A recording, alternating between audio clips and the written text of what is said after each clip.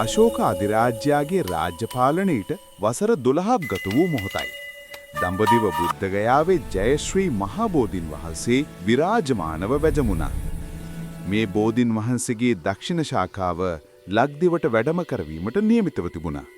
බුදුන් වහන්සේගේ අධිජන පරිදි කිසිදු ආයුධයක ස්පර්ශයකින් තොරව බෝවත්ත මෞෂාකයෙන් ඉබේම වෙන්වන්නට වුණා. එය මහා ප්‍රාතිහාර්යයක් පාමින් નિરાයාසයෙන්ම රන් බඳුන තුර පිහිටියේ ලෝකවාසීන් මවිත කරවමින්. සංඝමිත්තා මහරහත්තරණිය මෙම පූජනීය වස්තුව රැගෙන ලක්දිව බලා පිටත් වුණේ ඉමහත් භක්තියෙන්. දේවානම්පියතිස්ස රජතුමා කරවඩක් මුහුදට බැස මහත් ශ්‍රද්ධාවෙන් බෝධීන් වහන්සේ පිළිගනු ලැබුවා.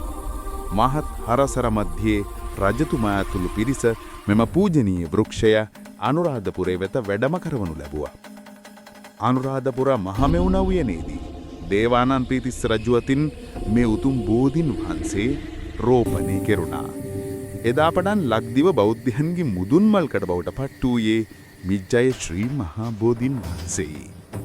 ලොව පැරණිතම මිනිස් රෝපිත වෘක්ෂය ලෙස අදටත් එය අපදේශය රැක බලා ගනිමින් විරාජමානව වෙජමඩමා.